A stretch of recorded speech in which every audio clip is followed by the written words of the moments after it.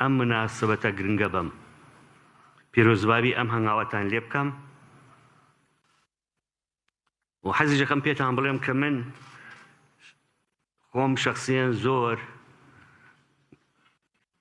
مشجعی جامعەی ئەهلی نیم و زۆر جار ئەو ڕێی خۆم دەربڕیوە، بەڵام کە شوێنێکی پێشکەوتی وەکو ئێرە ئەبینم هیوام وایە کە هەموو دانیشگاکانی جاران یا جامعەکانی ئەم لەمە دووە وەکو ئەم جامعەیە لێ بێت.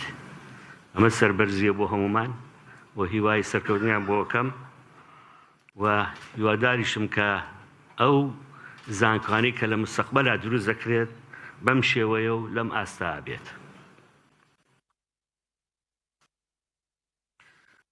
ماوەیەک لەمەوە بەر هەڵبژاردن کرا لە عێراق بۆ سەرۆکۆماری عێراق هەروەها بۆ حکوومەتی فیدراڵی عێراق. بەم بۆنەوە حەزەکەم لێرەوە پیرۆزبایی سەرۆک وەزیران بکەم، هەروەها پیرۆزبایی لە حکوومەتی فیدراڵی عێراقیش بکەم. هیوام وایە کەوا ئەو پرۆگرامەی کە دایان ڕشتووە جێبەجێ بکرێت بە باشی لە عێراقا.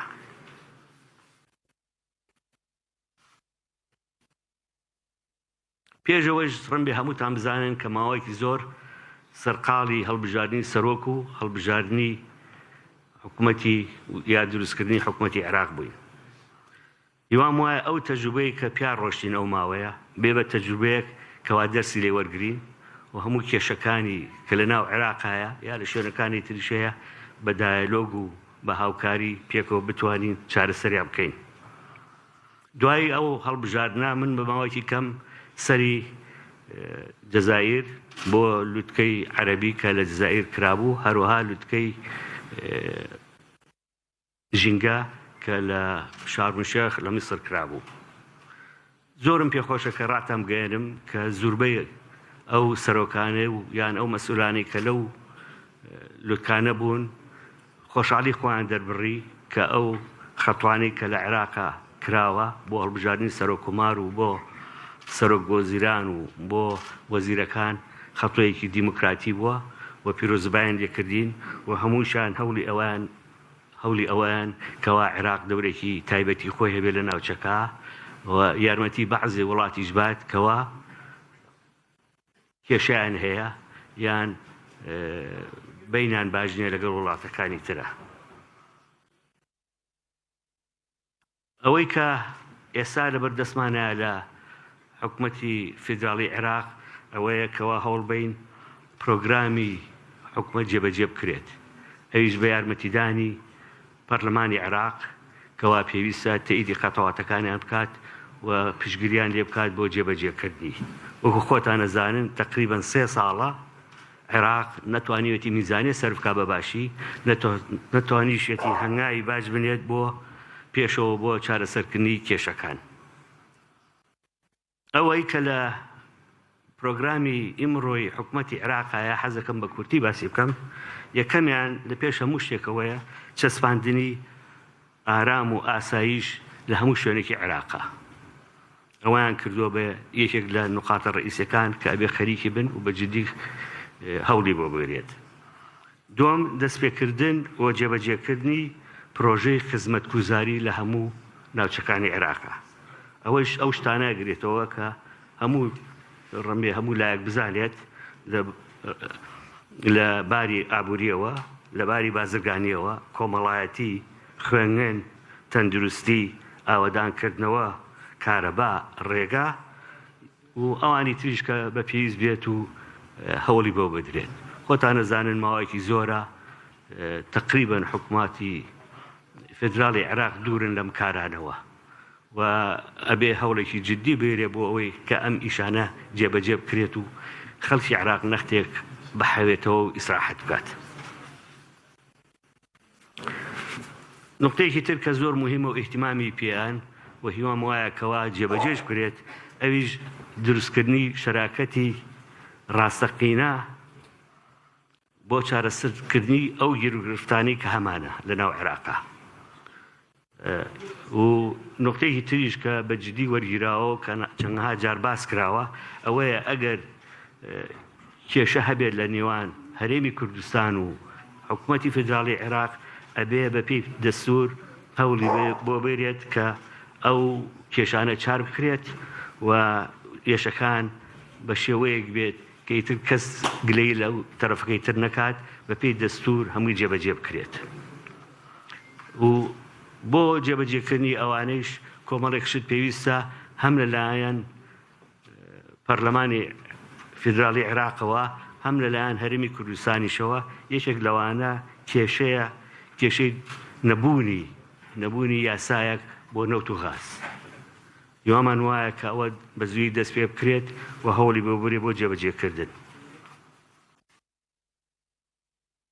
کێشەیەکی تر هەیە لە هەموو کە هەموو عێراقەگرێتەوە، ئەویش کێشەی بەڕاستی کەمبوونەوەی ئاو بەهۆی وشکە ساڵیەوە، بەهۆی تەسەڕوفاتی وڵاتەکانی دراوسێمانەوەیە و چەند کۆبوونەیەک و چەندانی شتێکمان کردوە لەسەر ئەو مۆزوعە و هیوامان وایە کەوا هەوڵ بین بۆ چارەسەرکردنی ئەم کێشەیە.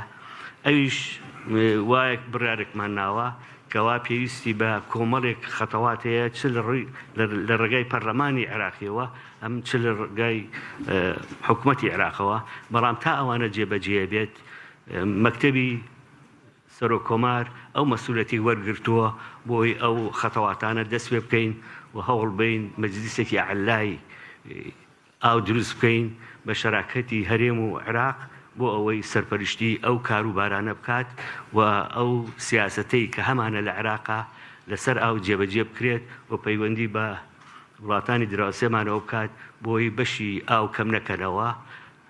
ئەو بەشە طبعاً ئێمە نابێتەوە خۆی بکەین ئەو بەشەی کە جاران هەمان بووە چەندها ساڵ لەمەوە پێش عینی بەش بمێنێتەوە، بەڵام بەشێکی عادیلانە کە زەرر نە لە زەراعەتمان نە لە ئاوی خواردنەوە بەشی عێراق بەشێکی عادیل بێت و لەسەری ڕێبکەوین. ئەو خەتەواتانەمان لەبەردەمە و هیوامان وایە کەوا دەستیان پێ بکەین ئەوەی کە من تەوەقوعەکەم چ لە سەرۆک وەزیران و چ لە حکوومەتیش هەموو لایەک ئەو کێشانەی کە لە عێراقا هەیە باس شارەزایین و هیوام وایە کەوا ئەو شتانە هەوڵ بین دەست بکەین و پرۆگرامی حکوومەت و ئەزانم یەک دڵخۆشکەرە کە پرۆگرامی حکوومەت لەلایەن هێزە سیاسیەکانەوە موافقەتی لەسەر کراوە و خراوەتە بەردەست حکوومەتی عێراق. ئەبێ نقطەیەکی زۆر گرنگ هەیە بەنسبەت ئاوەوە، ئەبێ هەوڵ بین ئێمە خۆشمان ئیدارەی ئاوەکەمان لەناو عێراقا و لە هەرێمی کوردستان بەڕاستی چاکی بکەین.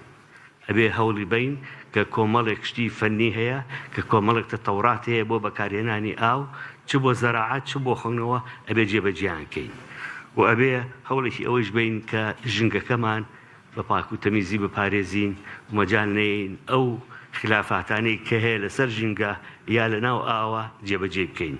زۆرم پێ ناخۆشەکەەوە بەعزێ جار ئەبینم فەزەڵاتی یان ئەو شتانەی کە پێویست نییە لە مەکتەب و لە خەستەخانەکانەوە ئەکرێتە نەهری دیجلەوە لە بەغا. نەهری دیجلە وای لێ هاتووە کە ئینسان ناتوانێت بەکاری بێنێ بۆ زۆری شت کە پێویستمان پێێتی. هیوام وایە کە ئەو شتانە حکوومەتی عێراق دەستی پێ بکات و بەجددی وەری بگرێت و ماوەیەکی کەمیشمان هەیە بۆ جێبەجێکردنی. جا من لێرە ئەوەسم و زۆر سوپاسانەکەم و دیسانەوە سوپاسی ئەو کەسانەکەم کە ئەم کۆبوونەوەیان ڕێخستۆ عنوانێکی زۆر مهمە Middle East Peace and Security هیوام هەیە لەسەر ئەو مۆزوعە کۆمەڵێک کەسە بێت قسەی لە من زیاتر لەسەری بکات. زۆر سوپاسانەکەم و خۆشیتە.